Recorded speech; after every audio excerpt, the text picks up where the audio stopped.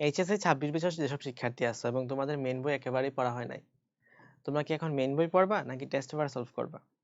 জান, আনসারটা তুমি আসলে এমনিতেও জানো যে বায়োলজি ভাই, তুমি যদি মেইন বই না পড়ো তাইলে টেস্ট পেপার আর হাবি জাবি যা কিছু পড়ো না কেন, আলটিমেটলি তোমার প্রিপারেশনটা কভার হবে না। সো বায়োলজিতে তোমাকে মেইন বই পড়তে হবে। বাট ফিজিক্সে তোমার কি বই পড়ে খুব একটা লাভ হবে? ফিজিক্সে তোমার বই পড়ে খুব একটা বেশি লাভ হবে না। কিছু ইনফো টাইপের কোয়েশ্চেন আছে, যেসব ইনফো টাইপের কোয়েশ্চেন বইয়ের সারসংক্ষেপেই থাকে। তো তুমি চাইলে সারসংক্ষেপ পড়তে পারো, অথবা টেস্ট পেপারের মধ্যেও এরকম ইনফোওয়ালা প্রশ্নগুলো থাকে, তো তুমি টেস্ট পেপার থেকেও ইনফোগুলো একসাথে কালেক্ট করে নিতে পারো। ওকে, তাহলে ফিজিক্সের জন্য মেইন বই পড়াটা বাধ্যতামূলক না। ম্যাথের ক্ষেত্রে কি মেইন বই পড়বা? ম্যাথের ক্ষেত্রে পড়তে হয় অনুশীলনী। সো বইয়ের অনুশীলনীটা তোমাকে সলভ করতে হবে।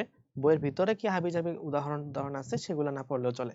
সো ম্যাথের ক্ষেত্রে কি পড়বা? অনুশীলনী পড়বা। আর কেমিস্ট্রির ক্ষেত্রে আসলে মেইন বইটা পড়ার অনেক ক্ষেত্রে দরকার, কারণ অনেক বেশি ইনফো টাইপের প্রশ্ন কিন্তু কেমিস্ট্রিতে আসে। সো সেসব ক্ষেত্রে কেমিস্ট্রির জন্য তোমার যেটা পড়া উচিত, বই পড়বা, তবে ফুল বই পড়ার মতো সময় কিন্তু তোমার হাতে নাই। তুমি তাইলে কি করবা? তুমি করবা হচ্ছে দাগানো বই পড়বা।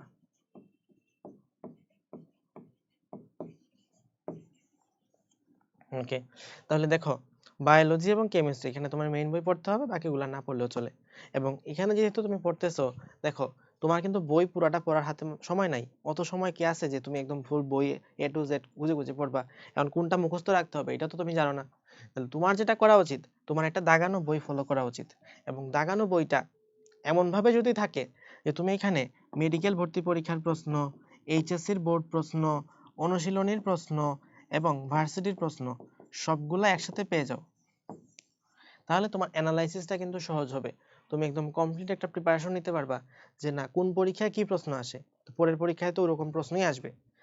যিনি গত 20 বছর ধরে এক ধরনের প্রশ্ন বানাইতেছে, 21তম বছর গিয়া তো উনি আরেক ধরনের প্রশ্ন বানাবে না, ওই একই প্যাটার্নের প্রশ্নই বানাবে। বেশিরভাগ ক্ষেত্রে এরকমই হয়ে থাকে। তো ওই জিনিসটাই আসলে প্রতিফলন ঘটে পরের বছরের প্রশ্নের মধ্যে।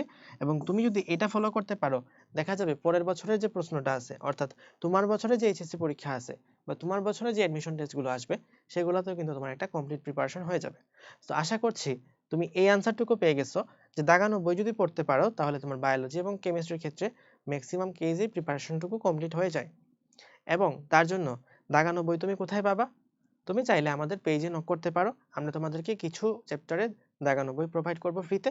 বাট ফুলটা যদি পেতে চাও, ফুল দাগানো বই যদি পেতে চাও, তাহলে অবভিয়াসলি তোমাকে আমাদের প্রি মেডিকেল কোর্স, অথবা যারা হচ্ছে সেকেন্ড টাইমার 25 ব্যাচের আছো, তারা সেকেন্ড টাইমার কোর্স, যেটা জিএসটি পরবর্তীতে নতুন করে শুরু হয়েছে আবার। একটা তো ছিল আমাদের অ্যাডভান্স সেকেন্ড টাইমার, আর যারা হচ্ছে আমাদের সেকেন্ড টাইমার জিএসটি পরবর্তী, তো তাদের ক্ষেত্রেও আমরা একটা ব্যাচ লঞ্চ করেছি। সেই দুইটা ব্যাচের মধ্যে তুমি দাগানো বইটা সবগুলো চ্যাপ্টারের জন্য পাবা।